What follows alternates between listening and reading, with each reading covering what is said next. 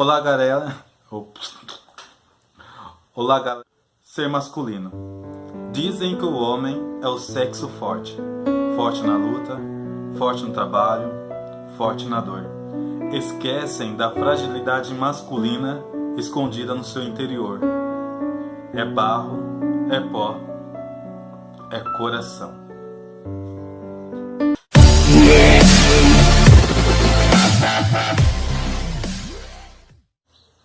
Olá pessoal, hoje nós vamos falar sobre o ser masculino. E falar sobre este assunto, principalmente nos dias contemporâneos, é um tanto que complicado. Por quê? Nós hoje vivemos uma crise chamada crise de identidade. Hoje, entre aspas, o homem tem dificuldade de se modelar ou dizer quem ele é, e a mulher também tem dificuldade de dizer quem ela é. Tratar desse assunto, claro que nós não podemos falar do ser masculino sem falar também do ser feminino. Bom, quando nós falamos sobre o ser masculino, há todo um estereótipo formado a respeito do homem. Para a sociedade, de maneira geral, o que é o homem para a sociedade? Aquela pessoa rígida, inflexível, dura na queda, incapaz de demonstrar sentimentos. Então, esse é o estereótipo homem, aquela pessoa que não demonstra em nenhum momento uma fragilidade. Em contrapartida, quando nós olhamos para o ser feminino, como nós geralmente caracterizamos a mulher? Como sexo frágil, ou seja, como aquela pessoa delicada, aquela pessoa flexível. Adélia Prado tem um poema onde ela diz o seguinte, que carregar bandeira é fardo pesado para a mulher. E no final do poema ela diz assim, eu sou desdobrável. Justamente por causa dessa flexibilidade feminina. O que nos importa aqui é dizer o que é realmente o ser masculino e o que é realmente o ser feminino e tentar estabelecer. Falaremos aqui segundo o ser masculino e feminino, segundo a graça e também segundo a natureza. Bom, segundo as Sagradas Escrituras, Deus criou o homem e a mulher a sua imagem e semelhança. Nós temos, como sabemos, duas narrações sobre a criação. Na primeira narração, em Gênesis 1, não há uma clara evidência que Deus criou primeiro o homem e depois a mulher. Lá na narração está escrito que Deus criou homem e mulher, ou seja, os criou simultaneamente, a sua imagem e semelhança. Na segunda narração, há uma separação.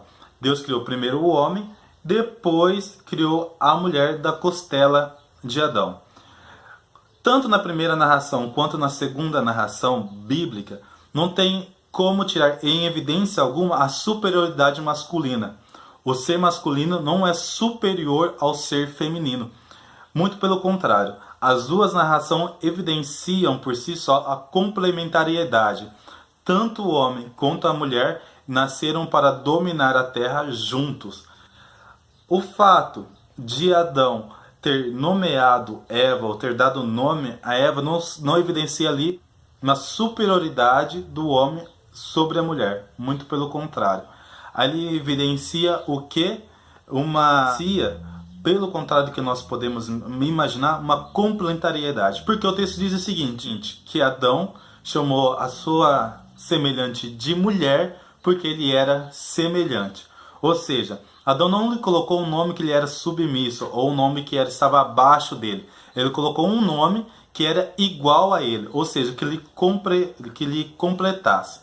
Então, segundo a narração bíblica, quando nós olhamos para a narração bíblica em si só, não tem como tirar evidência alguma de que o homem é superior à mulher. Então, a narração bíblica não evidencia isso. O segundo fato é da complementariedade. Tanto o homem quanto a mulher, quando juntos, eles formam uma só carne. Por isso que toda a Sagrada Escritura, o sacramento do matrimônio, ele é exaltado. Porque pelo sacramento do matrimônio, tanto o homem quanto a mulher tornam-se, segundo aquilo que eles foram feitos, de uma só carne. Se tornam novamente uma só carne. Com o homem e com a mulher aconteceu diferente. Não foi feito pela palavra, mas pelas próprias mãos de Deus. Deus formou o homem. Depois, segundo a narração de Gênesis, Deus fez Adão dormir e tirou a mulher de Adão. Significa que tanto um quanto o outro foram feitas e foram queridos por Deus da mesma maneira. Isso também não evidencia ali uma superioridade a respeito do homem. Um segundo fato que eu quero tirar dessa narração, que nós podemos concluir, é que o ser masculino e o ser feminino vivem no ser humano, tanto no ser que é propriamente masculino, quanto no ser que é propriamente feminino. No homem está contido o ser masculino e o feminino, e na mulher está contido o ser masculino e o feminino. Caso contrário, se isso não existisse, jamais Deus poderia tirar do homem esse ser que ele é, entre aspas, diferente. A mulher foi tirada do homem. Assim, sendo, tanto o ser masculino quanto o ser feminino vivem no ser humano. Não vou falar aqui sobre a questão da ideologia do gênero, até mesmo porque aquilo que eu conheço a respeito dessa ideologia advém de duas fontes. A primeira são dos católicos, e a segunda posição são daquelas pessoas que defendem a ideologia do gênero. Então, quanto uma posição quanto a outra são totalmente, entre aspas, extremistas, mas eu não tenho uma visão por si só, nunca estudei a respeito do tema. Então, segundo a narração bíblica, nós podemos tirar 3 evidências. Primeiro, Deus criou o homem e a mulher simultaneamente. Isso não evidencia nenhuma superioridade a respeito de um sobre o outro sexo. Segundo, o homem e a mulher foram feitos para dominar a terra juntos. Eles são companheiros. E o terceiro, que tanto o sexo feminino quanto o sexo masculino está contido na pessoa. Isso é parte dela. Hoje em dia há uma crise de identidade. Essa crise de identidade pela inversão de valores que nós estamos vivendo nesse nosso século, onde aqueles valores que eram tidos como os primordiais estão sendo abolidos, estão sendo colocados outros que eram tidos como secundários no lugar, e também por causa do papel da mulher na sociedade, que cresceu e muito. A mulher está tomando dentro da sociedade uma posição que não lhe era atribuída. Hoje há cargos que eram explicitamente ocupados somente por homens e as mulheres estão ocupadas. Eu acho que a demonstração maior de que a mulher está crescendo na sociedade e o seu papel está se desenvolvendo na sociedade é de termos eleito, independente do partido, independente daquilo que aconteceu, uma presidente mulher. E a confusão toda foi feita se era presidenta ou presidente, né? Então, essa confusão, até mesmo na nomenclatura, demonstra que a mulher está ocupando um local ou um cargo que antes não lhe era permitido e talvez nunca lhe fora sonhado ocupar. Então, as mulheres estão ocupando lugares que eram propriamente do homem. E com isso, fica-se a pergunta: o que é o homem e qual que é o papel do homem na sociedade? Quando nós olhamos para o corpo, a natureza ela não erra. A natureza ela é clara e evidente. Ela demonstra por si só o que é aquilo que ela criou, ou o que é aquilo que ela gerou. Então cada um carrega no seu próprio corpo as marcas de sua tarefa e de seu papel. Claro, o corpo do homem é muito mais rígido que o corpo da mulher, é muito mais rústico do que o corpo da mulher. E por muito tempo, a tarefa de comandar a casa e a tarefa de dirigir a educação dos filhos, de dizer o que é certo, o que não é errado, com quem os filhos ia casar, com quem os filhos, sempre foi papel do pai e não da mãe. O papel da mãe consistia em transmitir os valores aos filhos, ou seja, aquilo que a sociedade masculina determinava, cabia à mulher transmitir aos filhos. Hoje em dia, as mulheres estão tendo que sair de casa para trabalhar e quem que está transmitindo esses valores aos filhos são os pais. Então talvez isso explique um pouco também essa mudança de valores que nós estamos tendo. Então essa mudança de perspectiva abriu um novo horizonte.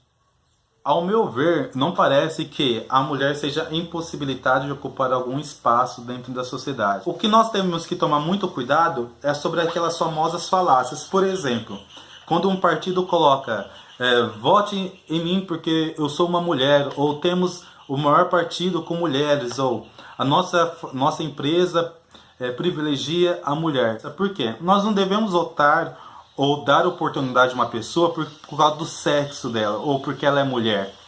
Nós temos de dar oportunidade para a pessoa por aquilo que ela é, independentemente se é homem ou se é mulher.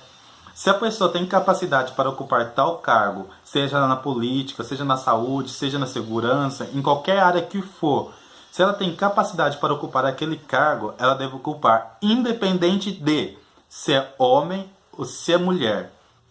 Há muito essa defesa de que dá um cargo para a pessoa de acordo com o sexo da pessoa. Isso é horrível. De maneira nenhuma isso promove a mulher, de maneira nenhuma isso acaba com o preconceito. Isso muito pelo contrário, isso acaba criando muito mais divisão. Porque você dá o cargo porque ela é mulher, não porque ela é capaz de executar aquilo. Voltando para o homem, quando nós olhamos então para a natureza, quando nós olhamos então para as narrações das Sagradas Escrituras, nós percebemos que a divisão de trabalho ocorreu depois do pecado, depois que a mulher e o homem pecaram contra a vontade de Deus. Quando os dois pecaram, ocorreu a divisão de trabalho. A mulher coube a geração de filhos com muitas dores e a educação deles, e o homem lhe cabeu o sustento da casa e o trabalho manual. Isso nós podemos considerar que é o natural da natureza. O ser humano, o homem foi feito para comandar, para dirigir, para educar. Isso na igreja é muito evidente. Por exemplo, aos padres é atribuída a tarefa apostólica, que é a tarefa de dirigir a igreja, de pregar, de comandar. E as mulheres foi incumbida a tarefa de oração, de contemplação e de perseverança, de oração e contemplação. Porque a igreja enxergou essa natureza masculina e enxergou essa natureza feminina. Claro que de maneira nenhuma as mulheres estão proibidas de pregar dentro da igreja, de maneira nenhuma os homens estão proibidos de viver segundo a contemplação. Então, nós precisamos ter cuidado quando as pessoas usam chavões bíblicos para justificar uma natureza. Ao lado dessa ideia do homem ser forte, rigoroso, nós temos a ideia também do homem que é frágil. É isso que a poesia que eu li, que é de minha autoria, quis evidenciar. Que nós enfatizamos tanto desse homem rígido masculino, que nós esquecemos que o homem também tem o seu interior. E nesse interior, ele é barro, ele é pó, ele também é coração. Tudo isso para evidenciar que ele também é fraco, que ele também tem a sua fragilidade inteira. Então fica aí para nós refletirmos hoje em dia sobre o papel do homem e sobre o papel da mulher na sociedade, e a discussão está aí aberta para todos nós. Claro que nós devemos pensar e refletir sobre o papel do homem, tirar o estereótipo que nos foi imposto e tirar o estereótipo do homem como ser duro, machista, grandão, aquele que é capaz de mandar, e tirar o estereótipo da mulher como ser frágil, capaz, indefesa, indelicada, delicada, aquela mulher que não consegue se defender, né? Então tudo isso foi estereótipo criado pela sociedade ou por nós mesmos e é reforçado todo dia, né?